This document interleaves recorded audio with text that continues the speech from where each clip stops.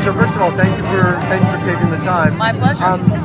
You've been a basketball analyst since 1991, so you've seen since the beginning of UCONN, their very first trip to the Final Four. There's a conversation about women's basketball.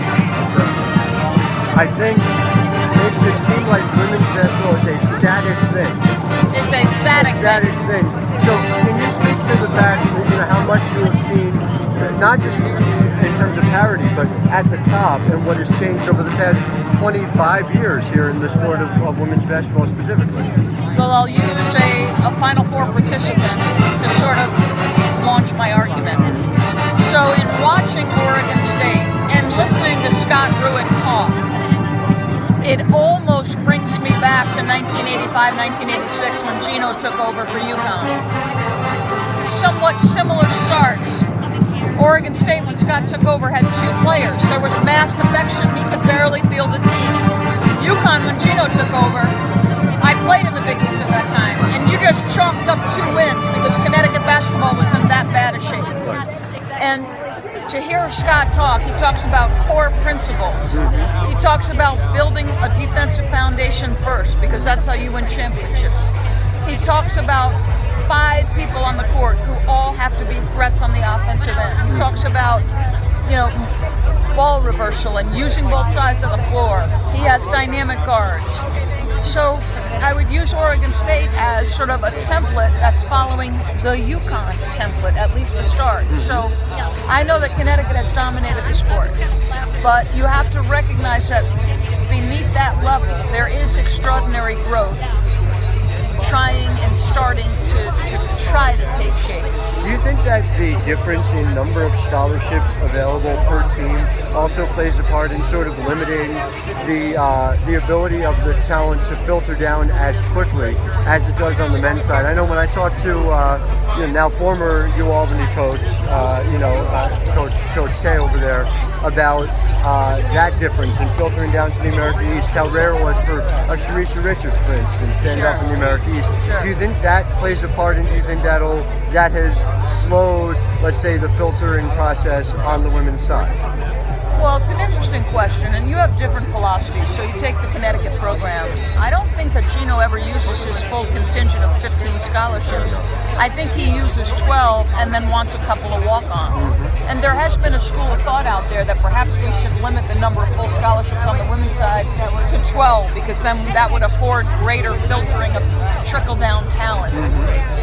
The counter-argument to that is then you're taking away opportunities from women. It becomes a Title IX issue for athletic departments. And isn't that an issue anyway, where we have all the double and triple counting on the women's side in an effort to, sort of mask, what really is a continuing problem? Yeah, I think obviously, the more talent dispersal there is, the better off teams will be. But the one thing I would say is, I want you to look back over the history of Connecticut's 10 national championships. Could there be a case made that he did not necessarily have the most talent in all of those years? 2002 certainly, but 2003, 2004, I wouldn't say he had the most talent, and I wouldn't say it was close. He had Diana Taurasi and some very good role players around her. So I think quality of coaching dictates how many championships you win, as opposed to just collecting the best talent. Because it's about making sure the talent pieces fit together and then maximizing that talent. And I think we should focus as much on that as we do number of scholarships and All-Americans and all, et cetera, et cetera. And which obviously is what Oregon State did to build to where they are. I'd love to talk about that matchup, about just specifically, Ruth is a shot blocker extraordinaire. So is Imani Boyette, though. And the extent to which Brianna Stewart really limited what Imani could do at both ends of the floor. Do you see Ruth as a different player in terms of the ability to do that, or it seemed like Brianna was able to sort of get to the spot before Ruth, before Imani. Here's your problem. It's not just Brianna. Right. It's the 4 and 5. So Gino Auriemma likes to talk about Morgan Tuck as being our Draymond Green. So that four-player who's a playmaker, an exceptional passer, decision maker, somebody you can handle, somebody you can go to the rack, somebody who can make threes. So it's not, Brianna is the best player in the country, but you also have the best combination at the 4 or 5 of anybody. So Ruth Hamblin is going to be asked to extend, and she's going to have to guard a lot of different spots on the floor.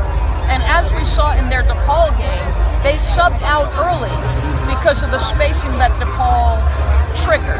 So what I'm anxious to see tomorrow is, where is Ruth Hamblin being asked to guard?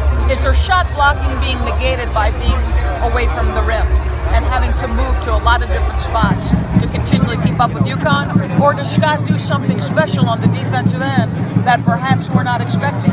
This is what you've come to the Final Four to find out. And Jamie talked about sort of the importance of limiting possessions for both teams. You know, I mean, teams like DePaul, even South Florida, they can run for a period of time with UConn. But do you think that playing the game at the Oregon State pace, what they're used to playing, will make the difference tomorrow night in terms of keeping it close? That's the crucial aspect. Rebounding the basketball. So you look at the South Carolina matchup. South Carolina came in very much like Oregon State. Dominant defensive rebounding team, dominant in the paint. They didn't dominate UConn on the glass. If Oregon State can dominate the glass and therefore use their offense to basically be the starting point for their defense, then they're going to be in a better shape.